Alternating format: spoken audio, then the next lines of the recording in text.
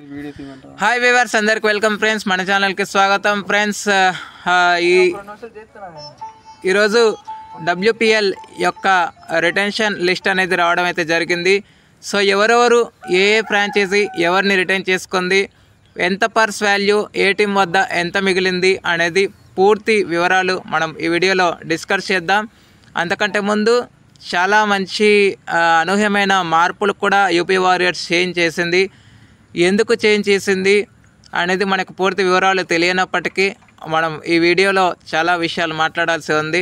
So ఇక ఏమాత్రం late చేయకుండా మనము ఆ టాపిక్లోకి వెళ్ళిపోదాం. So let's move into the topic.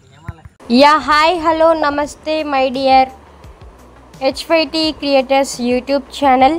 మీకు గనక మా వీడియోస్ నచ్చినట్లయితే లైక్ చేయండి, అలాగే కామెంట్, షేర్ అండ్ సబ్స్క్రైబ్ చేయండి. పక్కనే ఉన్నటువంటి ఆప్షన్స్లోకి వెళ్ళి ఆల్ అనే ఆప్షన్ని సెలెక్ట్ చేసుకోండి. ఇలా సెలెక్ట్ చేసుకోవడం ద్వారా మా వీడియోస్ ఎప్పటికప్పుడు అందరికంటే ముందుగా మీకు నోటిఫికేషన్లో వస్తుంది. సో ముందుగా ఎంఐ చూసుకుంటే 5గురిని రిటైన్ చేసింది. డిపెండింగ్ ఛాంపియన్స్ నుంచి మొదలు పెడుతున్నాం.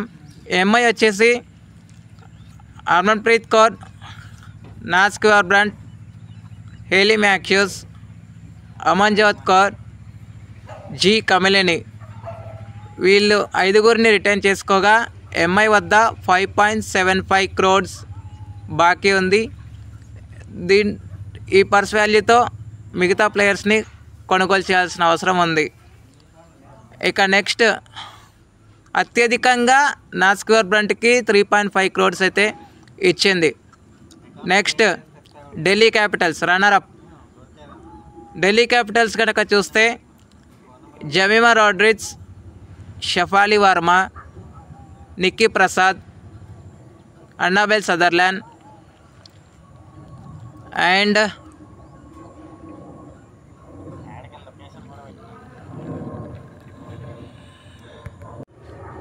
మారజాన్ కప్. ఈ 5గురిని రిటైన్ చేసుకోగా ఢిల్లీ క్యాపిటల్స్ వద్ద 5.7 crores అయితే మిగిలాయి. Next royal Challengers Bengaluru. వీళ్ళు 4గురిని రిటైన్ చేసుకున్నారు. 3 ఇండియన్స్ అండ్ ఒక ఫారినర్ని రిటైన్ చేసుకున్నారు. వీళ్ళు కనుక చూస్తే స్మృతి మందన, రిచా ఘోష్ అండ్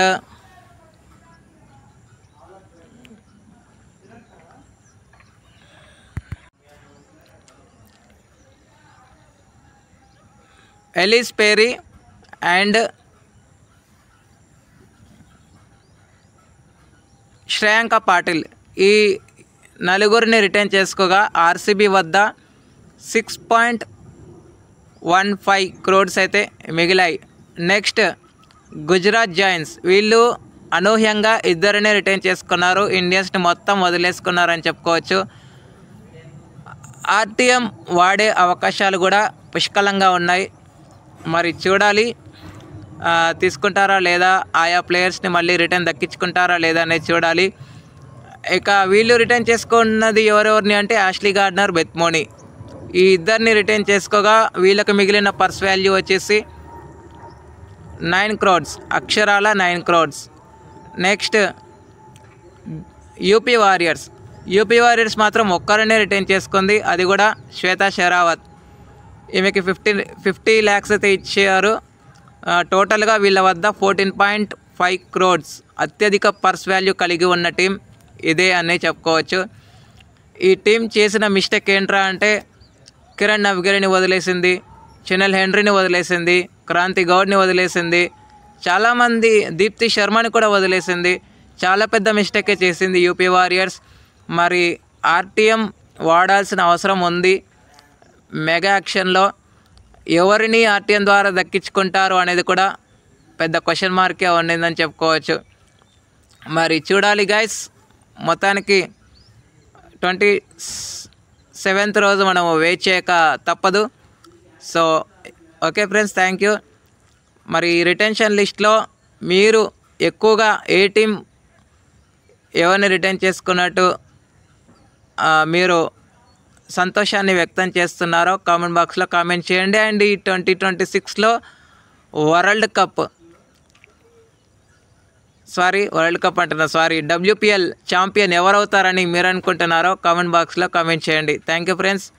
ఇలాంటి అప్డేట్స్ కోసం ఛానల్ని సబ్స్క్రైబ్ చేయాలి, కామెంట్ చేయండి. మరొక అప్డేట్తో మేము ఉంటాను ఫ్రెండ్స్. అంతవరకు సెలవు, నమస్కారం.